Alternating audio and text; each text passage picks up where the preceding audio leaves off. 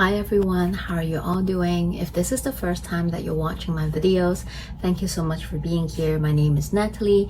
I am a Western tropical astrologer and I use a whole sign house system to do all my forecasts and readings. I hope that if you enjoy what I do and share on this channel, you can consider subscribe and share with your friends. In this video, we are talking about this upcoming week astrology forecast, and we'll end the video with a collective message with tarot and oracle cards. This video is talking about August 25th to 31st of 2025. So we just have a 0-degree Virgo new moon, which kickstart not just Virgo season, but also eclipse season for all of us. In the beginning of 2025, I did a in-depth video that talks about the lunar nodes, which is where the eclipse happens, because the sign officially changed into Virgo and Pisces. So we will be experiencing eclipses happening in these two signs from the beginning of 2025 until next year, around February 2026. And because of that, I did a video for all 12 signs. If you want to refresh your memories or check out the video to see what all these eclipses mean for you according to your rising sign house, please check out the video. I will put a link of the video in the description box below for you to find it easier. So I break down what lunar nodes is, what eclipses are, what are the energies like, what are eclipse seasons like in a general perspective for everybody. And then I continue to talk about all 12 signs. So based on your rising sign, your ascendant sign, where are all these eclipses happening in your natal chart? Which houses are they about? What are the topic, themes, areas of your life that you might experience this eclipse energy, to prepare you to for all these eclipse season. So check out the video, and I always recommend check out your rising ascendant sign message always first. And if you want more general additional message, feel free to also check out your sun and moon sign, but definitely check out your rising sign. So let's begin with this week astrology. We first on the 25th have something happening. Mercury retrograde officially finished, because today Mercury officially wrap up the phase 3 of its Mercury retrograde period, which is the post shadow phase, where Mercury went direct and traveled through the degree points where it was retrograding before. So Mercury will continue to travel direct out of its Mercury retrograde journey and continue to travel the rest of the sign of Leo, and Mercury will stay in Leo until September 2nd. On the same day, on 25th, Venus is also going to enter the sign of Leo at 9:27 a.m. Pacific time, or August 26, 12:27 a.m. Hong Kong time. So adjust the time according to where you are in the world. Venus will be traveling in Leo and bring up a very loud Venusian season for all of us. Venus in Leo is bold, is flamboyant, is loud, it wears its heart on the sleeve, is passionate, is creative, it's not scared to say it like it is. Leo rules the heart, and Venus in Leo is all about speaking the truth, expressing yourself from the heart space. So if you have been with anyone that has Venus in Leo, you probably know what I'm talking about. They have no fear, no problem of showing their affection, their love. They will shower you with beautiful words, romantic gesture, and yeah, it's the season where you will see more PDA, and you might see more people expressing themselves unapologetically or fearlessly. Maybe this is the time where you want to declare your love if you are let's say in the early stage of dating, or if you want to make things official, you want to express how you feel, but it doesn't limit to just romantic partnership. When it comes to platonic relationship, when it comes to friendship, family dynamics, it can also be we expressing our love to our friends and family, because relationship does not just limit to romantic partnership. So during this season, you might find yourself wanting to spend more time, wanting to express how you feel about your friends, whether you like them or not. So of course, all energy goes both ways. While some might be declaring their love, expressing how much they appreciate their friends or family, this is also the time where you might see something you don't like, and you're like, you know what, this is not my friend, not my cup of tea anymore. It's time to also part ways with some of the people you do not feel aligned with. Venus in Leo is also very passionate and creative. During this transit, you might find yourself wanting to create something new, wanting to express yourself creatively. Venus in Leo does not have a problem standing up, fighting, expressing things that they strongly believe and passionate about, because don't forget, Venus is also a peaceful warrior.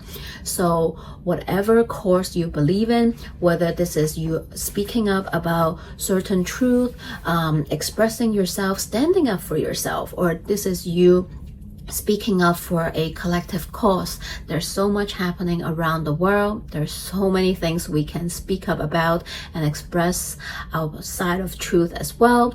So during this transit, this is the best time to really speak from your heart, speak from your authentic self. What do you believe in? What are you passionate about? What is your truth? What do you want to stand up for and fight for? Lastly, Leo also talks about childlike energy. So it can be talking about our inner child. We all have that. It can be literally about children. Maybe during this transit, some of the parents might find themselves having more time, or spending more time, or wanting to get closer to their children, or vice versa. This can also be a transit where you want to tend to your inner child wound or journey as well. Right after Venus enters Leo, it immediately make a few aspects like ping pong ping, because there's so many outer planets at the early degree in other sign. So just like Sun and Mercury did that before, Mercury had all these aspects right after it entered Leo during the end of June, and we also have the Sun making all those aspects during end of July. And now, end of August, Venus enter Leo and is going to sextile Uranus in Gemini. Venus also going to trine Saturn and Neptune in Aries. And lastly, Venus will also oppose Pluto retrograding in Aquarius. So all these aspects are happening on 25th, 26th, 27th. So I would say the first half of the week, you're definitely feeling these energy, but probably for the rest of the week as well, because they're still closely together. So all these aspects, what do they mean? What can they mean? Venus sextile Uranus in Gemini can be a very playful energy. It is a sextile, so it's like, let's have some fun. Uranus wants to have this sudden awakening element. So this can be trying something new. Maybe this is, let's head out and try out this new restaurant, a new type of cuisine that you never tried before. Maybe this is a restaurant with a very interesting theme. Maybe you want to do something very different that you never tried with your friends, with your partner, with your family. Maybe this is going on to a workshop, right? This is maybe having some interesting conversation and talk about things that you never talked about before, because Uranus and Gemini have that communication element, and Uranus have that wild card surprise energy as well. Venus trining Neptune and Saturn in Aries can be a little bit of a different energy. So it can be talking about dreaming up something new, right? Saturn and Neptune together in Aries is about dreaming something new for yourself. What are you passionate about? Perhaps it changed over the time. We did just have Mercury retrograde in the sign of Leo. Perhaps you have some reassessing, reevaluation about something in your life. And now that Venus is here to help you explore that part of yourself as well. So perhaps this is about picking up a new hobby, trying a new creative project idea. Maybe this is about bringing what your heart desire into reality. How can I make my dream something I'm passionate about, something that I want to create into the reality 3D world, right? Maybe you're making progress at that during this transit.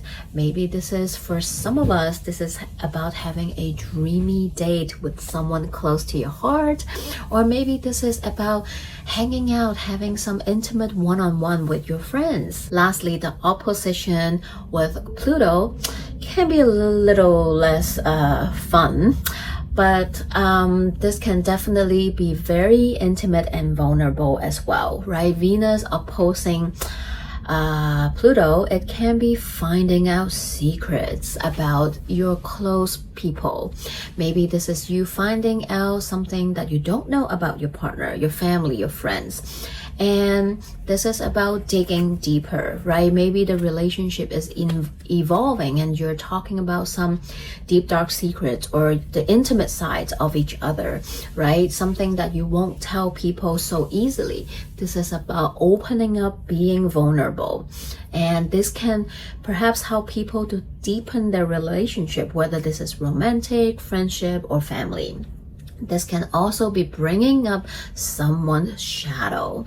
This can definitely bring up jealousy, obsession, and power struggle dynamics within the relationship. So this can go both ways. This can be, well, now that you see my shadow, are you going to embrace and love me anyway? Or are you seeing something that you don't like or it doesn't align with you and you're like, okay, thanks, bye, no more. So this can go both ways for different people. I also just want to take a moment to talk about all these Leo energy, right? So we officially finished our Mercury retrograde in Leo, right? And now Venus enters Leo.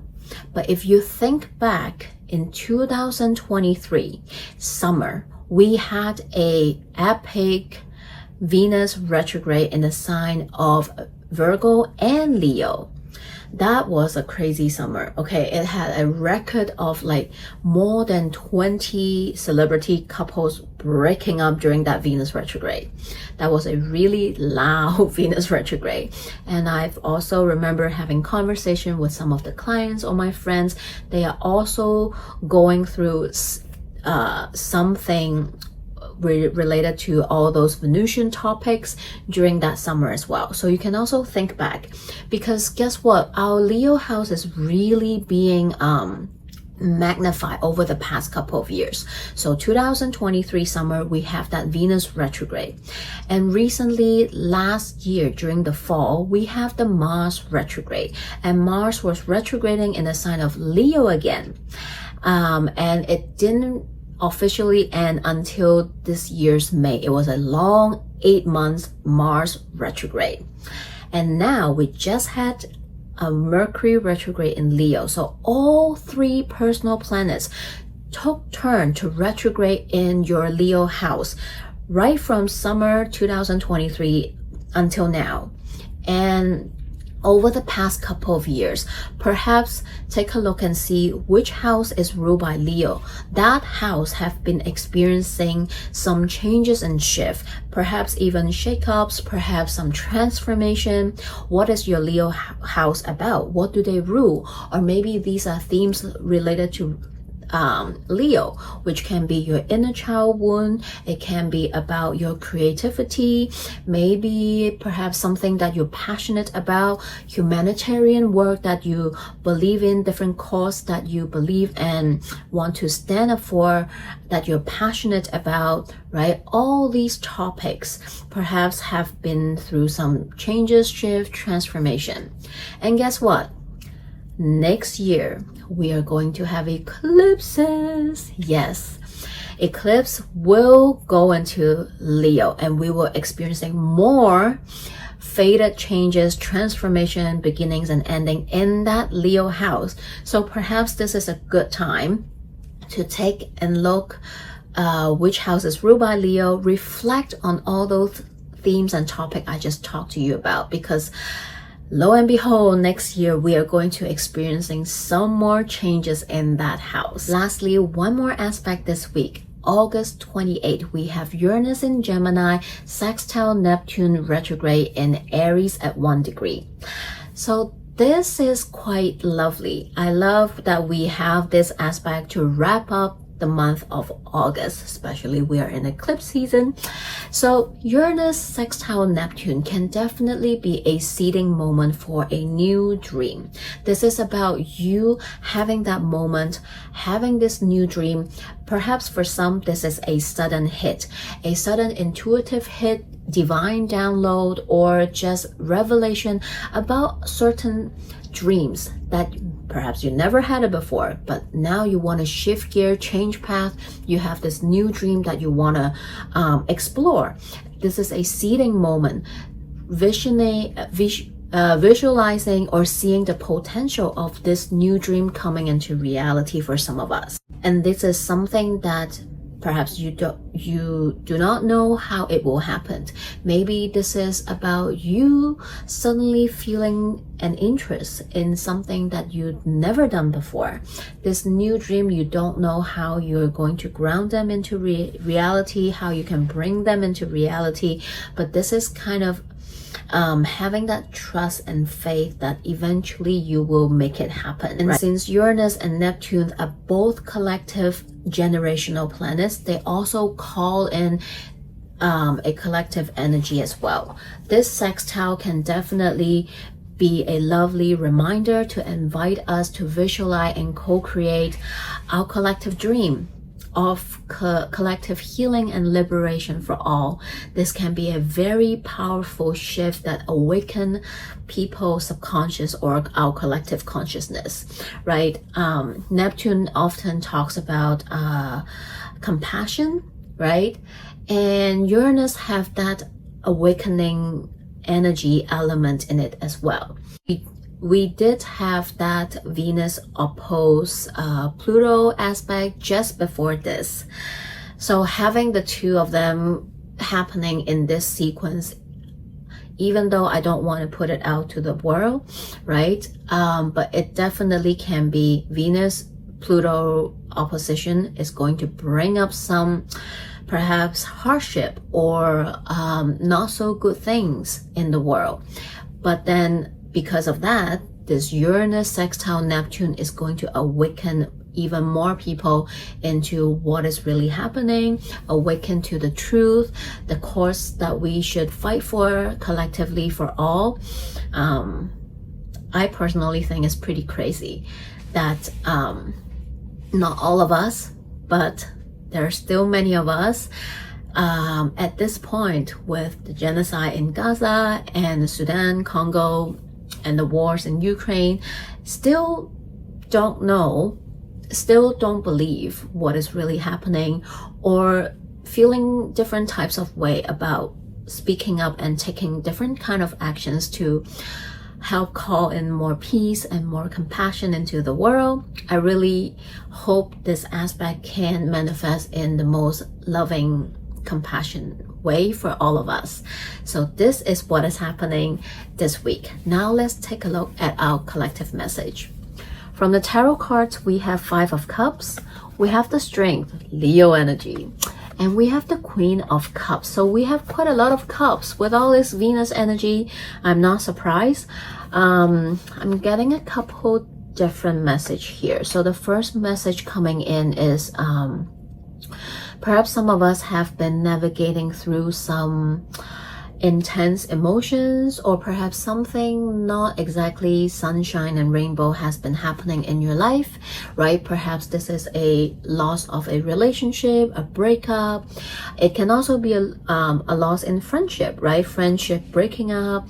It can also be something that happen in your life that make you feel maybe a little sad and disappointed.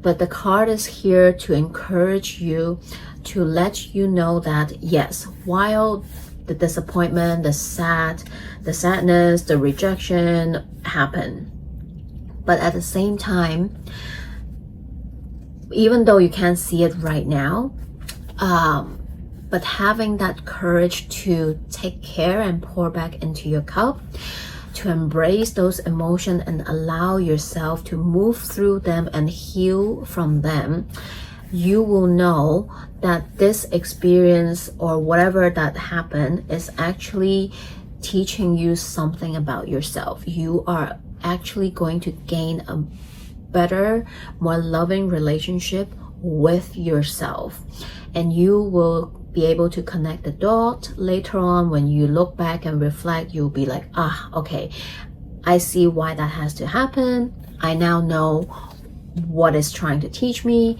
and you will learn so much from whatever that just happened or is happening right now. Okay. And another message coming in is perhaps you have been trying really hard to do something, right? Maybe this is about changing path, changing something in your life, changing jobs or career path, just trying to create something for yourself, but it hasn't been successful. This is about you, the universe letting you know that things might be a little bit bumpy right now, but keep trusting, keep having that courage to continue to not give up, because whatever you want is on the other side of fear of the unknown. So just keep trusting, keep moving forward. Know that you are supported by the universe, even though sometimes it doesn't feel like it, but trust that you are. Okay. From the Moonology deck, we have the full moon in Pisces, forgive. And guess what? Next week, we are going to have a full moon in Pisces, which is a lunar eclipse. So this card coming out is right on time. And then we have new moon in Aquarius, open up to change. Yes. Well, this is definitely a time that we have to just let Jesus take the wheel and open up to change, because during eclipse season, the karmic fated energy is coming in. And look at our oracle cards, the Fates. Card 17, the Fates. This is about having trust and faith in universe, that whatever is happening for your highest good, even though if that thing feels shitty, feel like WTF right now. But this is about knowing that you cannot change what is happening for you, but having that courage to also embrace it and know that there are things that you can change, which is your attitude towards it, right? And having that wisdom to know the difference as well, right?